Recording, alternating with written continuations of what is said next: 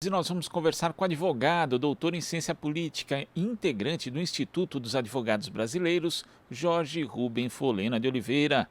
Bom dia, Folena. Bom dia, Glauco. Bom dia a todos. Folena, ontem nós tivemos a aprovação do relatório final da CPI e o parecer agora vai ser encaminhado para diferentes órgãos públicos, né? Entre eles aqui a Câmara dos Deputados, Polícia Federal, Superior Tribunal de Justiça, Ministério Público Federal, TCU, Ministérios Públicos Estaduais, PGR, Defensoria Pública da União e também ao Tribunal Penal Internacional. Ao todo, o parecer tem 1.279 páginas e recomenda o indiciamento de 80 pessoas. Como que você viu o relatório final da CPI, que teve aí alguns desencontros, né, durante essa última semana, desde a apresentação até a votação do documento final, mas como que você vê os resultados dos trabalhos da Comissão Parlamentar de Inquérito que analisou a condução do governo durante a pandemia, Folena? Ô, Glauco, essa CPI foi fundamental, né? Fundamental com uma forma de equilíbrio político, né? Diante de tudo que Bolsonaro, né, tem praticado desde o dia que ele tomou posse, em 1º de janeiro, né, de 2019, até agora, e principalmente durante o período todo da pandemia, né? Os abusos, né, os arroubos, os momentos que Bolsonaro manifestou com muita clareza, que nós já sabíamos, de atos de autoritários. Então, essa CPI serviu como um certo freio. E, principalmente, Glauco, ela serviu para desmistificar muitas coisas, né? A começar pela corrupção, né? Pela corrupção também de agentes militares que ocupam cargos públicos, principalmente no Ministério da Saúde. Isso ficou muito, muito claro durante o encaminhamento da CPI, né? Das apurações, né? Então, isso tudo foi muito importante para que a sociedade brasileira, né, pudesse desmistificar o mito, né, o mito da nova política, que não tem nada de novo, que nunca foi novo. Nós estamos vendo aí com os acordos que ele fez, né, e tem feito, todo encaminhamento político, mas principalmente, eu digo essa questão dos militares, porque eles se apresentaram, né, a cúpula militar, né, atuou fortemente, né, no impedimento do golpe contra a presidenta Dilma, isso revelado pelo Eduardo Vilas Boas, né, inclusive na prisão ilegal e indevida do presidente Lula, ele sempre se colocando acima da sociedade. Então, essa CPI serviu para mostrar que eles se diziam capacitados, né, e o que nós vimos foi exatamente que eles são iguais a qualquer outro, né, como os civis, como qualquer pessoa. Né? Há pessoas corretas no meio militar, como há pessoas que não são corretas. Então, isso ficou claro. A gestão de Pazuello foi uma tragédia para o Brasil no Ministério da Saúde durante a pandemia. Né? Foi um ministro que aceitou, como ele mesmo falou, um manda, outro obedece. Então, eu vejo que essa CPI foi muito importante. Ela começa para investigar, né, os atos, né, até um aspecto ético e moral do comportamento de Bolsonaro diante de uma grave pandemia, mas ela vai avançando com as investigações, vai descobrindo que vacinas não foram compradas, é o caso da Pfizer, que ficou muito claro durante o depoimento dos dirigentes da Pfizer, em que Bolsonaro e seu governo se recusaram a receber a Pfizer. Não estou aqui fazendo propaganda da empresa, mas é um fato que foi constatado durante a pandemia. E aí, quando se aprofunda a investigação, se descobre por que não se comprou vacina da Pfizer. Porque eles estavam negociando uma outra vacina que sequer tinha, que sequer existia, né, indiana. O governo, o próprio presidente da República, segundo constatado pela CPI, manteve contatos com o governo indiano, né, e não tinha vacina. Na verdade, era um grande escândalo, foi um grande escândalo de corrupção apurado durante o Ministério da Saúde. Mas não ficou só aí. Verificamos também diversos intermediários, né, pastores, espertalhões, né, assim nós verificamos. E mais do que isso, verificamos também, né, a crueldade de empresários que apoiam o governo, visão inescrupulosa, desumana, contra a humanidade, E verificamos também que empresas, não é só caso de corrupção, empresas estavam fazendo testes sem nenhum caráter científico, comprovação científica contra pacientes. Empresas de plano de saúde. Isso vem desnudar a falácia de que o setor privado é melhor do que o público, que se deve privatizar o sistema público de saúde. Então, essa CPI ela foi importantíssima, porque nos possibilitou a compreender que há servidores públicos corretos, foi o caso da denúncia apresentada por um servidor público, que desnudou e mostrou a ligação, né? O presidente da República sabia da corrupção, foi levado a ele, foi dado conhecimento a ele, né? Com envolvimento, inclusive, de parlamentares muito próximos ao presidente, ele nada fez, e também desnudou, né? Possibilitou que a sociedade pudesse constatar que nós temos um serviço público eficiente no Brasil.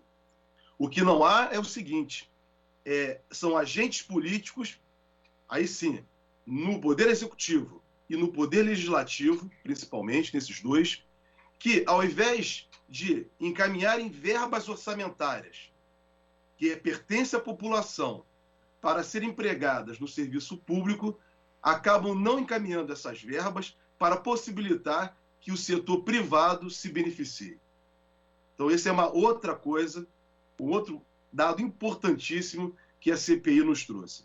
Então, a CPI da Covid, ela, acima de tudo, como ontem colocou o senador Humberto na sua fala, né, ele colocou que muito mais do que a questão ideológica, alguns poderiam até colocar que isso é uma retórica, mas é uma retórica muito, muito forte, muito positiva. Por quê?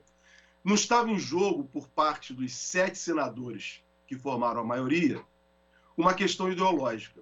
O que estava em jogo ali era quem estava a favor da civilização e quem estava a favor da barbárie.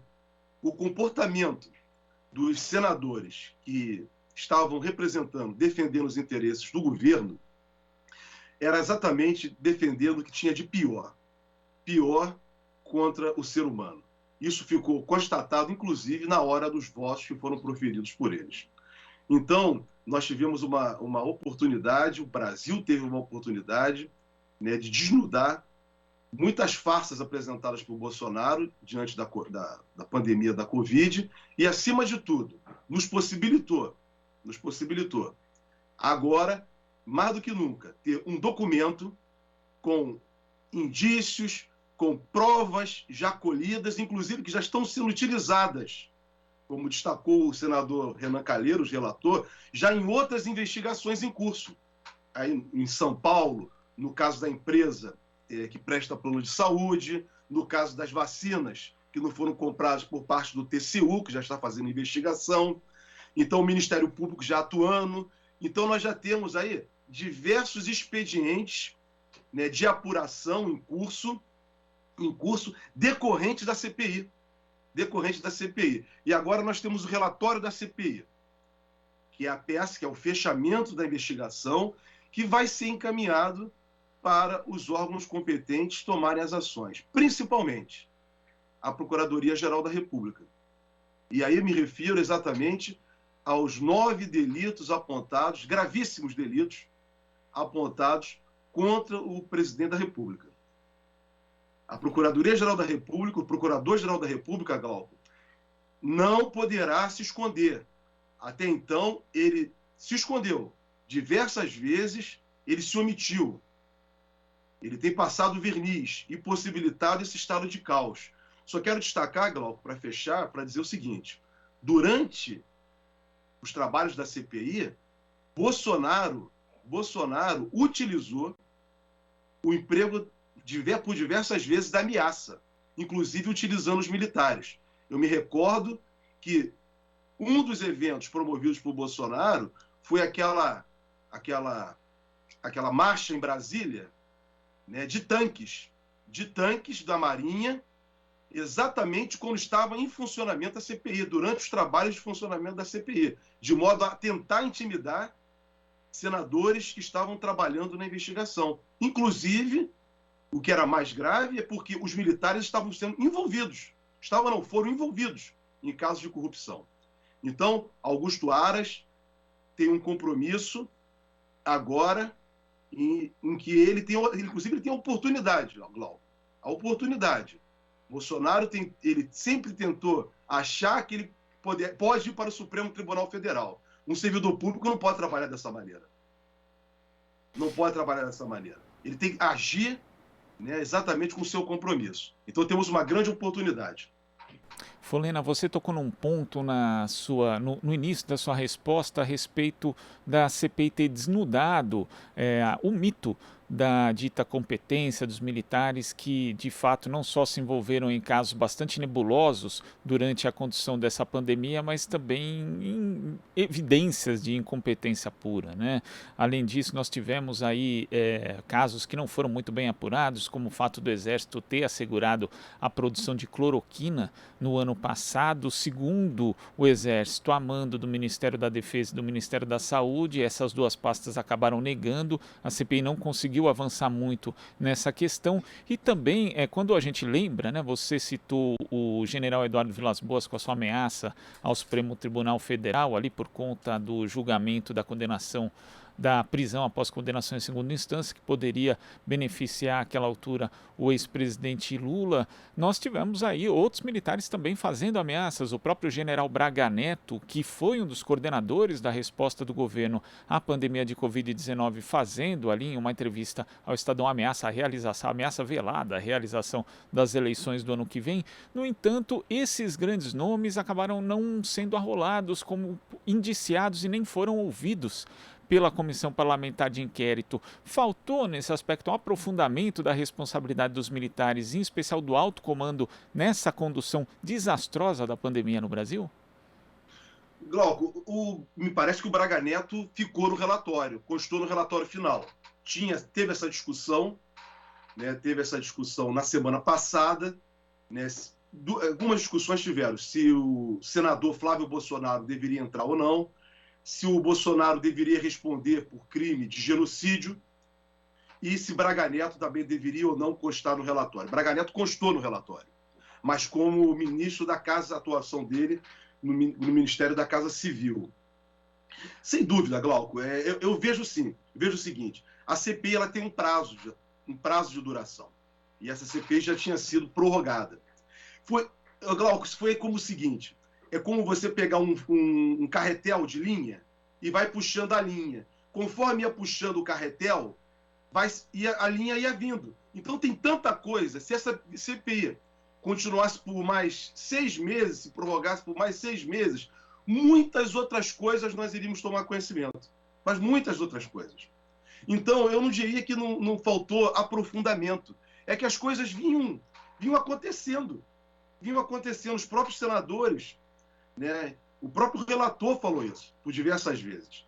Então, é tanta coisa que sequer nós tomamos conhecimento ainda.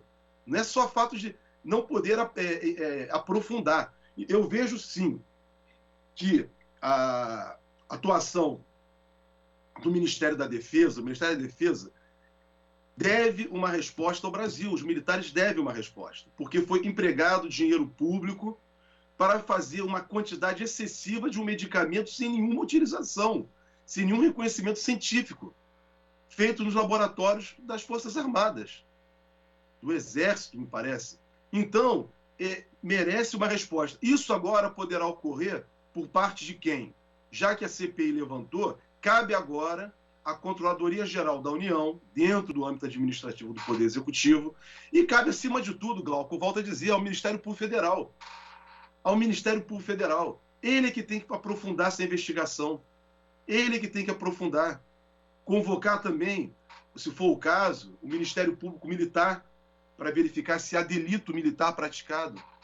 Então, agora, essas instituições que ficam sempre numa posição acomodada, ou então sempre são utilizadas para reprimir os movimentos sociais, os movimentos populares, também tem que dar resposta ao que está acontecendo.